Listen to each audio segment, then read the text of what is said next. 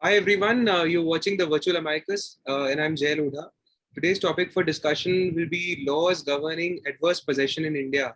So, where is the term adverse possession defined? Is it defined in the Specific Relief Act of 1963, or is it defined in the Limitation Act of 63?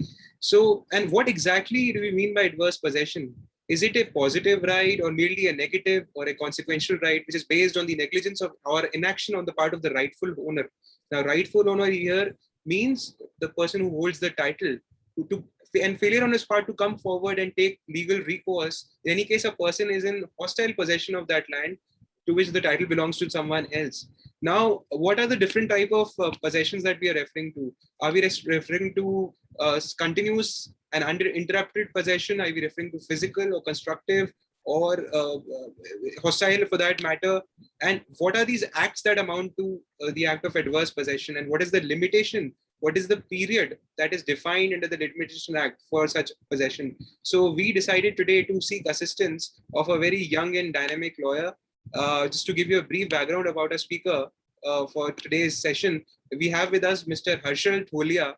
Mr. Harshal Tholia did his BCom LLB honors from Gujarat National Law University from the batch of 2014. Subsequently, he joined a law firm in Delhi by the name of Credjor, where he worked on the original side both in High Court and before trial courts. Subsequently, worked in the office of S. Santanam Swaminathan, and where he worked on arbitration matters and assisted a senior before Honorable High Court and Supreme Court as well. And after gaining three meaningful years of experience, he moved back to Jaipur. He shifted his base there, where he got independent. And in the year 2019, he was appointed as assistant to Additional Advocate General Dr. Vibhuti Bhushan Sir, and now he appears frequently for a number of government departments. So thank you, Mr. Tholia, for sparing and taking out time on a Saturday afternoon. And the stage is set. The floor is all yours. Over to you, sir. Thank you, there. Thank you very much. This is a very good initiative which you have started, and I congratulate you for that. I will start with this. What is adverse possession?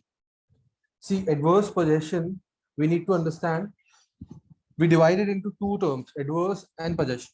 Adverse, as defined in Black's Law Dictionary, is something which is opposed, contrary, in resistance or opposition to a claim. Now, the adverse possession, if we see, should be, as defined in Black's Law Dictionary, is a method of acquisition of title by possession for a statutory period under certain conditions.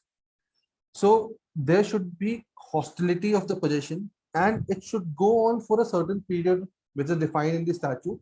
Like in our Limitation Act, it is defined as 12 years for something against a private person, and in case of government, it is under Article 112 of Limitation Act, which says for 30 years.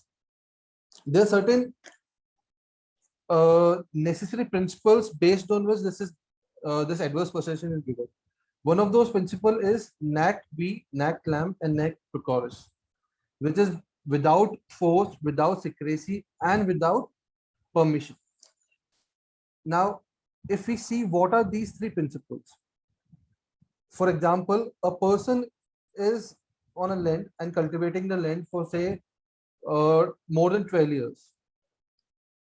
He is paying some sort of a rent to a particular person. This is not a hostile possession. But in between, he says that the land has been possessed or owned by him in hostility, and he continues to be there for 12 years, then that is a hostile possession. It is very much necessary that the person who says it's a hostile possession make a specific avowal regarding this. It should be very categorical.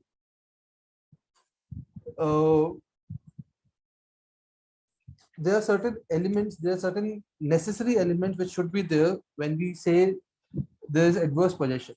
Before I go to the elements, I will give you certain examples. The origin from where this adverse possession has come.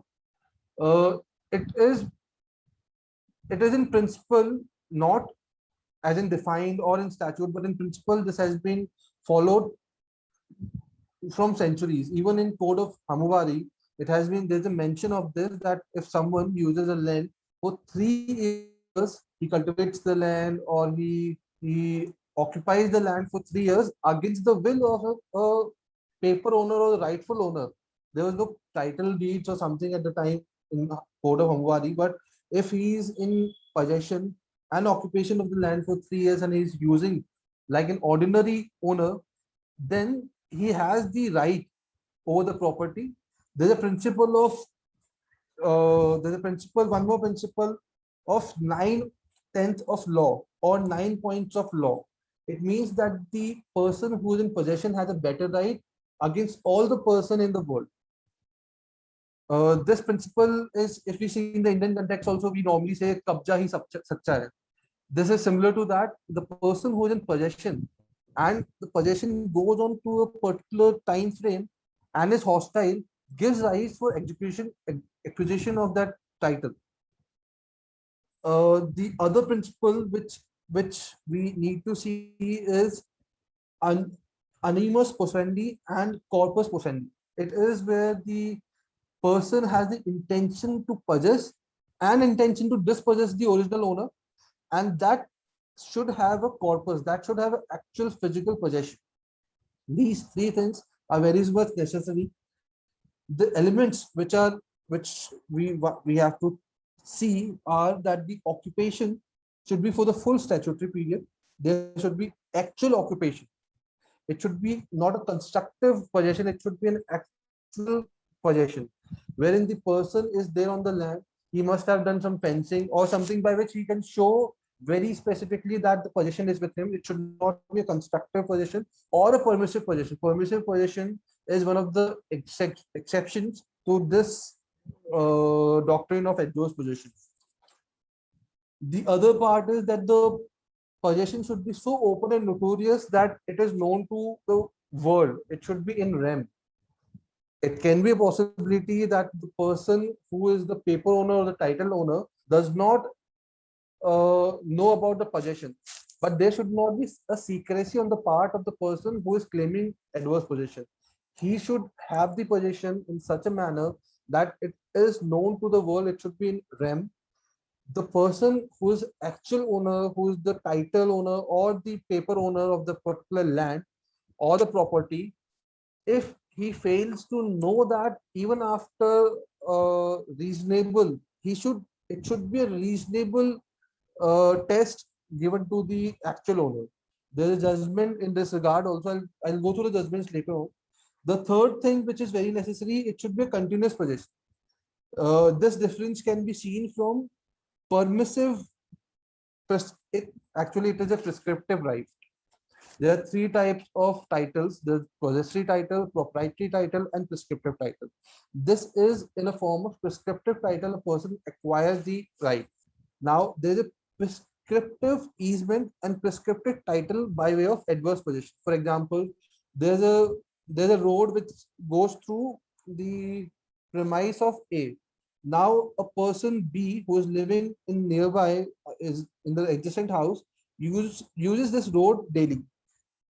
He is not in continuous possession of that, rather temporary possession, and it's not an exclusive possession. He's just using it. So it is prescriptive easement. It is only the right to use.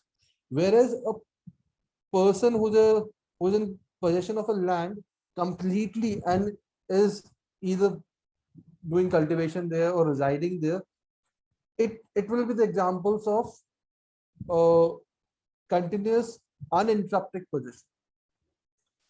Now, one thing which is very necessary to understand is that you have to be hostile in possession. There are certain pleadings which you require while you're filing a suit for under adverse possession. You need to make a very categorical pleading that you are hostile. If you claim title not on the basis of adverse possession, but you say that I had a sale deed and this is my land, then this is an inconsistent prayer. I think I'm running a bit. I'll go slow. See, hostile possession, there are examples of hostile possession that, for example, A is a tenant, B has the land, A, with the permission of B, cultivates the land for say 30 years. This will always remain as a permissive possession. So this is an exception to adverse possession. There is no hostility here. There is no assertion of right of title by the possessor.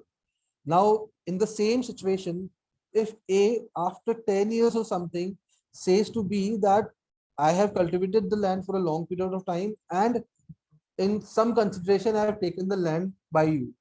Now he has made an assertion, and because it is in possession in REM, as the world knows that A is in possession and cultivating the land, and now he asserts his title to B. This is hostility. So whenever someone is drafting a plaint, he has to make sure that this particular pleading is there, and when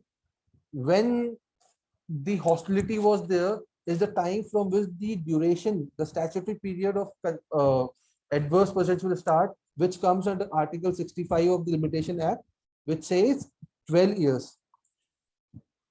Then the possession should be exclusive. Now, there are certain situations where you see that there are co-owners which are living together. Now, there are two brothers which are living together in a house. Now, because one person is not residing there, it will not give a right to the A, B are two brothers. A is not residing, B is residing there throughout.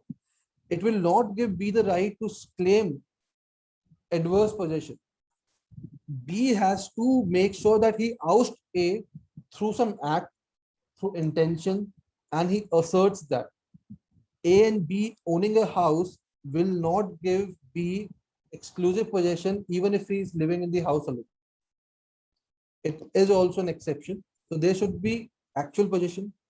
There should be open and notorious possession. There should be a continuous possession, hostile possession, and exclusive possession. These are the 5 things which are very much necessary.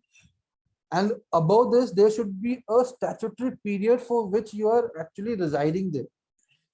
There are certain more examples which I'll give you. There are many acts which are based on adverse possession. Partly they are based on adverse possession. If we see the Kashtkari or the Khatedari laws, tenancy laws, they also are primarily based on the usage of the land for a particular period of time by which the right has been devolved upon a particular person over the land. Similarly, if we see the recent conflict of Israeli settlers in Palestine land, there also these people, it's a disputed fact. Always there will be disputed fact in civil law.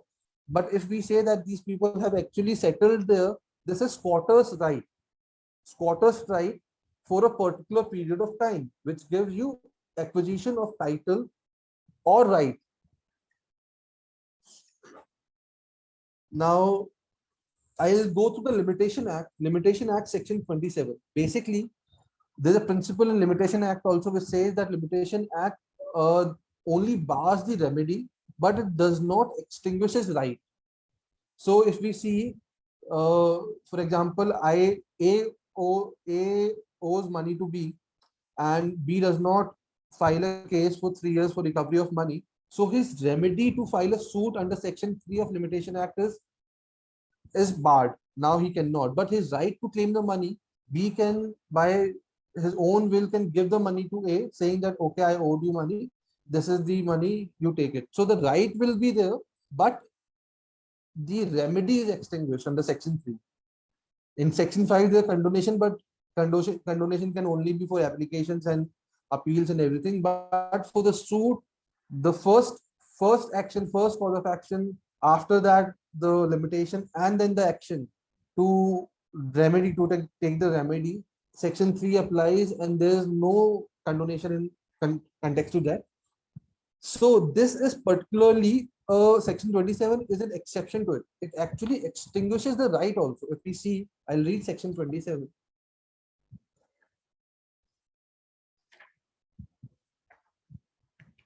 Section 27 has to be read along with Article 65, and in cases of government, it should be Article 112. Section 27. It says extinguishment of right to property at the determination of the period hereby limited to any person for instituting a suit for possession. Suit for possession. of any property, his right to such property shall be extinguished. So if anything is, it is limited to the determination of period for instituting a suit for possession. Now, if we read Article 65, there are three columns to the schedule. Article 65 is in the schedule given at the end in the Limitation Act. Article 65 reads as description of the suit. What kind of suits is provided here? For possession of immovable property or any interest therein based on title.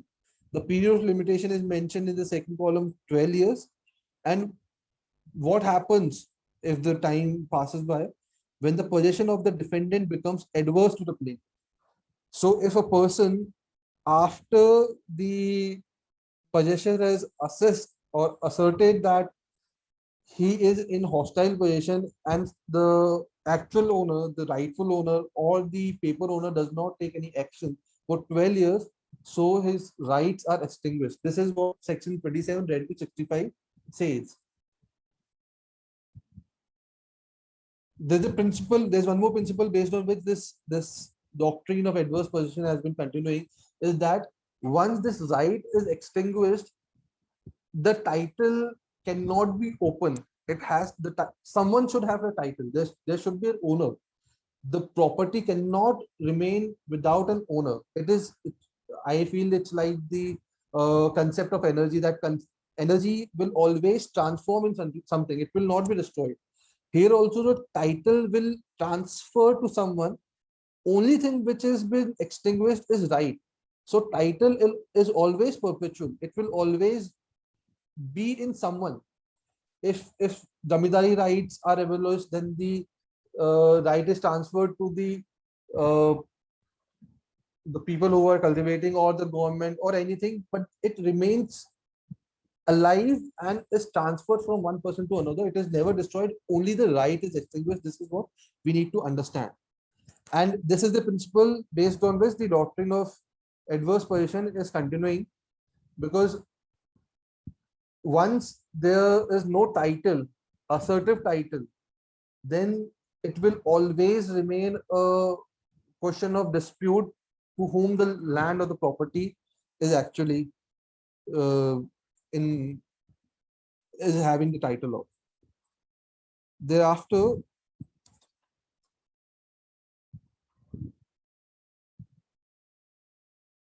pleadings. The most important part here is to see that when we're drafting, pleadings are always an important aspect of a civil suit, but these pleadings should be like the old times, short, concise, and it should contain the essentials. What are the essentials? The one of the judgments I'll be relying upon later has enumerated the essential which should be there. There should be a clear and categorical mention that on what date the possession came into the possessor came into the possession. See, we need to understand the plea of adverse possession is not just based on law. It is actually the mixture of fact and law. So the factual aspects, whatever the pleadings are, there is very, very, very necessary. If the pleadings are inconsistent, then it will be fatal to the suit. So the first is that on what date the possessor came in the possession. The second thing is what was the nature of his possession. So as I already said, that it should not be permissive. It should not be the permission of the actual owner. It should not be constructive. You should have the actual possession. It should, these two things should not be there. So if you're making a pleading, you should actually write that I am in actual possession of the land and I have made such improvement on the land. Improvement in land is one of the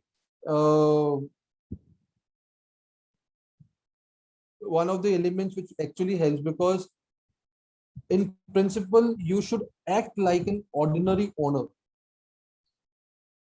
because it is not an equitable right. You are actually a trespasser. The adverse possessor is actually a trespasser. In certain judgments and in certain different places, it has been mentioned that adverse possession uh,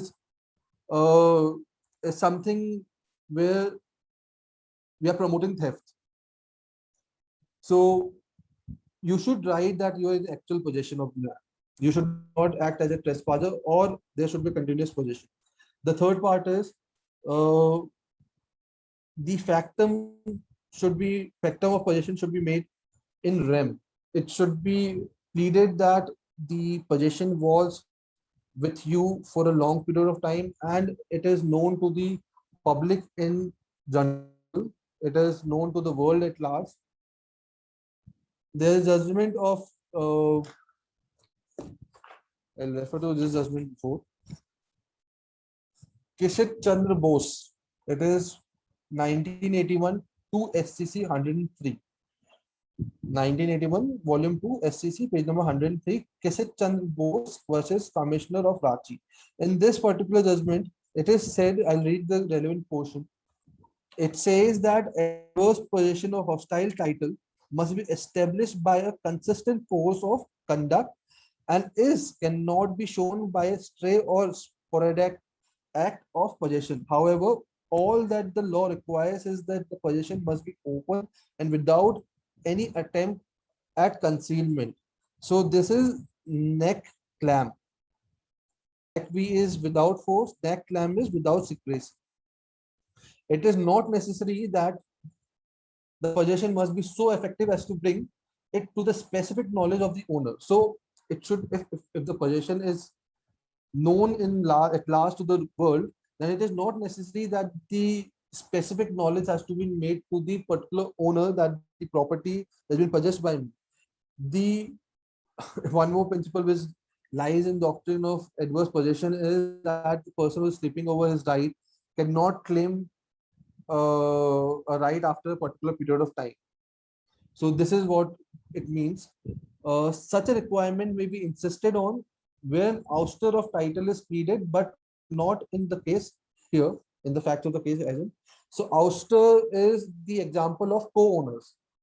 So A and B are brothers. So if B is ousting A, he has to make sure that the pleadings are such where he specifies that the brother, the co-owner, has been ousted and he was having the knowledge of that, and he has asserted his right of claim on the property and title in such a way. One of the important facts which clearly proves adverse possession may be that the possessor had let out the land for cultivatory purposes and used it himself for time to time, without any protest from the owner, without force, that is neck B, or any serious attempt by the owner to evict the possession, knowing full well that he was asserting hostile title in respect of the land. If a person asserts a hostile title even to a tank, which as a claim in the present case, then it goes to the facts of the case. The fourth part which is important is that you have to show when you came in the possession, when you came in the hostile possession, because we have to see the limitation of the right. Until unless there's 12 years in Indian context, you cannot claim adverse possession. So you have to make a specific claim or pleading regarding. These are the four things which are very necessary. Inconsistent pleas should not be taken, which I've already explained. There's one more thing which is necessary to see is that inconsistent plea. See, the plea of title and plea of adverse possession both are mutually inconsistent.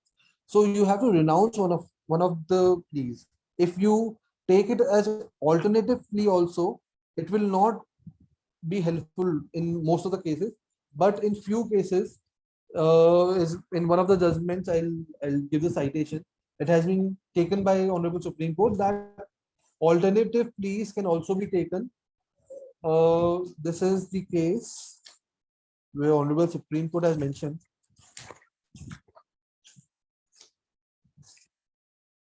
I'll give the citation later on.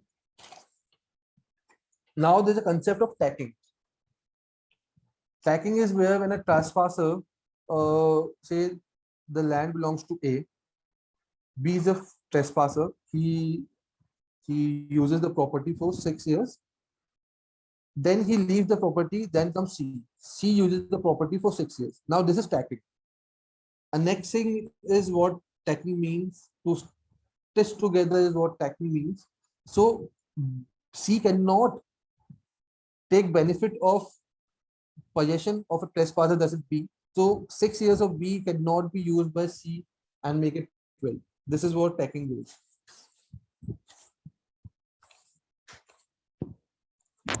Now I'll come to judgments. The first judgment which clarifies the law of adverse possession was of Privy Council, Judicial Committee of Privy Council, that is Perry versus Clisson. Perry versus Clisson has been followed by numerous judgments later on, though it is not applicable, not a precedent, but Honorable Supreme Court in many judgments have taken it as a binding law. I'll read the concerned paragraph where they have explained it. It says it very precisely and very concisely. They have put it very well. It cannot be disputed that a person in possession of land in the assumed character of owner and exercising peaceably the ordinary rights of ownership has a perfectly good title against all the world but the rightful owner. And if the rightful owner does not come forward and asserts his title by process of law within the periods prescribed by the provisional statute of limitation applicable to the case, his right is forever extinguished and possessory owner acquires an absolute title. So it says that the possessor has better right over the land against all but the rightful owner. The land and the rightful owner, the paper owner, does not uses his remedy for a particular period that is provided in the statute, then his right to claim the title is extinguished and the adverse possessor claims the or acquires the title of the land. This is what Perry versus Clisson has explained. Now, this Perry versus Clisson was later on followed in many judgments, but the next judgment, which is very important, and for other purposes also, I say this AII 1968 SC 1165 Nair Service versus Father Casey Alexander. This is a very good judgment. Everyone should read. This judgment has explained everything. This judgment particularly describes the principle of nec vi neclem nec precaria. It says that these three things are the basic principles on which the law of adverse possession is functioning. This is the second judgment which I will request everyone to understand the adverse possession should read it. The third one is I've already cited, that is Kitish Chandra Bose versus Commissioner of Ranchi. This is 1981 to SCC 103.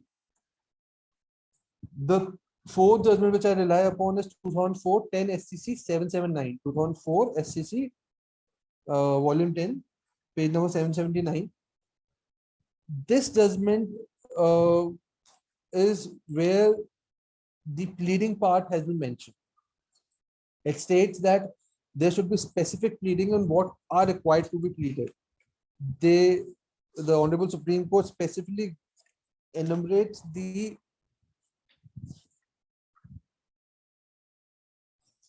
pleadings which are required. It is on para number 11. As I already said, the plea of adverse possession is not a pure question of law, but a blended one of fact and law. Therefore, a person who claims adverse possession should show: 1, on what date he came into possession; B, what was the nature of his possession; C, whether the factor of possession was known to the other party; D, how long his possession has continued and his possession was open and undisturbed. A person pleading adverse possession has no equities in his favor. Since he is trying to defeat the right of the true owner, it is for him to clearly plead and establish all facts necessary to establish an adverse possession. This is what Karnataka Board of Waqf versus Government of India, the Supreme Court has stated. The other judgment is 2007 6 SCC 5959. It is Munichikkana Reddy and others versus Revama, and others. Here, the principle of animus possessendi and corpus possessendi is there. There should be an intention to dispossess, which is very much necessary. I'll read the relevant paragraph here, paragraph number 19 and 23. Uh, Honorable Supreme Court has cited a series of judgments and then say, thus, there must be intention to dispossess. And it needs to be open and hostile enough to bring the same to the knowledge, and the plaintiff has an opportunity to object. After all, adverse possession right is not a substantive right, but a right result of a waiving or omission of the right to defend or care for the integrity of property on the part of the paper owner of the land. Adverse possession statute, like other statute of limitation, rest on public policy that does not promote litigation and aims at the repose of conditions that the parties have suffered to remain unquestioned long enough to indicate their accusation. This is what Honorable Supreme Court has said, but the intention to dispossess is also necessary. So you have to make sure that the hostility is shown categorically whenever the case is read out. There are two judgments which I'll go on later on, but one judgment is a recent judgment, is that Ravinder Kumar Girewal versus Manjeet Kaur. Now, this judgment has overruled a 2014 judgment passed by Justice A.K. Sikri. This judgment is authored by Justice Arun Mishra.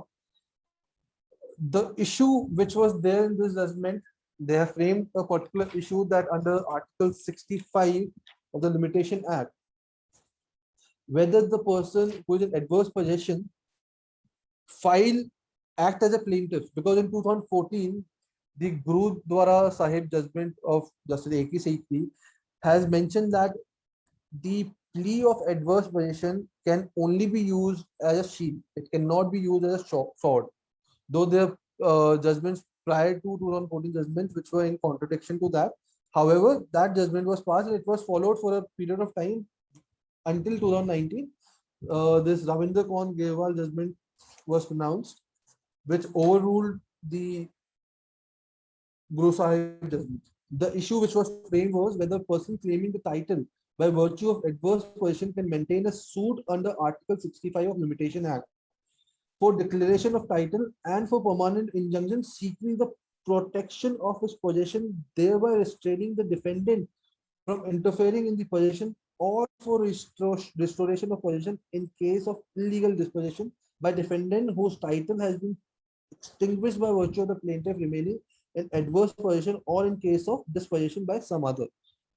Uh, when we read this judgment gave us mentions a series of judgments starting from Clifford to 2019 judgment itself. Why this judgment is important? Because it actually makes, if you remember, I just read a judgment which says that the adverse possession is not a substantive right. But what this judgment does is, by reading section 27 along with Article 65, it makes adverse possession a substantive right. In a way, it makes it a substantive right.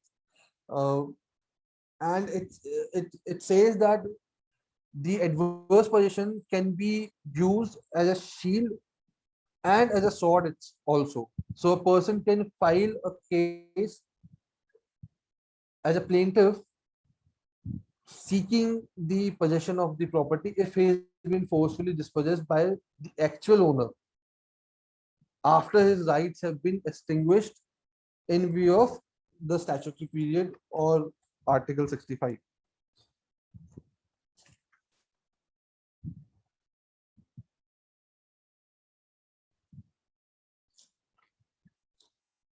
I think I have covered most of it. There are certain things like what are the inquiries which the court should do. It is that willful default on the part of the owner is to be shown, that there has been a willful default on the owner. Intention to dispossess of the part of the adverse possessor also is necessary to be seen. This is what the inquiry of the court should be there. The exceptions include permissive possession, possession of owner, And also Section 53A of Transfer of Property Act is also one of the exceptions to adverse possession. Because under Section 53A, though the matter might be in litigation, but it will not give a right of adverse possession.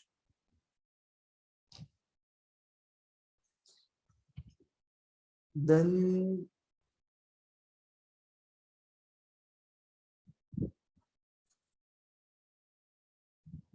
more or less I've covered everything. There's one more thing, because in 2009 the judgment was passed. The judgment is Hemaji Wagaji Jat versus Bhika Khiganji Harijan. This was 2019, volume 16, SCC, page number 517. In this judgment, there were certain remarks or certain observation by the Honorable Supreme Court, which says that adverse possession should be, the principle of adverse possession should be discontinued, and it is required to be relooked. As per Honorable Supreme Court in this judgment, they have directed the ministry also, central government also, to take a relook on this, and based on that, the Law Commission has circulated a consultation paper cum questionnaire on adverse possession of land and immovable rights. I'll read the concerned portion where the Honorable Supreme Court has stated that this law is not correct. It starts from para number 32. It says that before parting with this case, we deem it appropriate to observe that the case of adverse possession, which ousts an owner on the basis of inaction within limitation, is irrational, illogical, and wholly disproportionate. The law as it exists is extremely harsh for the owner and a windfall for a dishonest person who has illegally taken possession of the property of the true owner. The law ought not to benefit a person who in a clandestine manner takes possession of the property of the owner in contravention of law. This is substance would mean that the law gives seal of approval to illegal action or activities of rank trespasser, or who had wrongfully taken possession of the property of the true owner.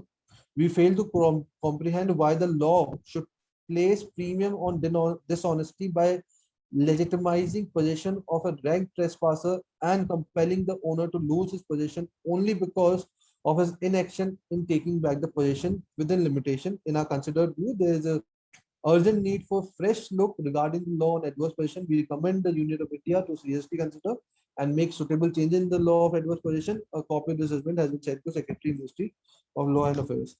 So after this judgment, the Law Commission has actually moved this consultation paper where they have, after giving a brief what is adverse possession, given 11 questionnaires on adverse possession. With this, I think I've covered more or less everything which I thought would be necessary to understand adverse possession. Thank you, Jay, for letting me give this small lecture or presentation on adverse possession. Thank you very much. Thank you so much, Mr. Tholia, for your valuable insights on a topic which is extremely important but often neglected. It is very important to understand the whole concept of adverse possession and different types of possession, what all remedies are available to a litigant in case if the limitation period is over, where to file, what to file, how to draft, and what does the statute say, what is the judicial interpretation. So you've done that brilliantly, and I hope our viewers are happy, content, and their concepts are pretty much clear now.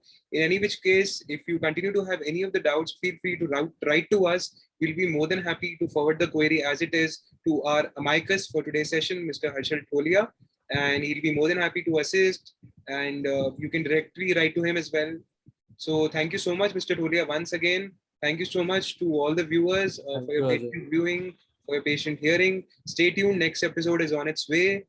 Please stay home. Please stay indoors. Please take good care of yourselves. Venture out only if it's very essential. And stay tuned. Next episode is on its way. So it's goodbye for now. Thank you so much. Thank you.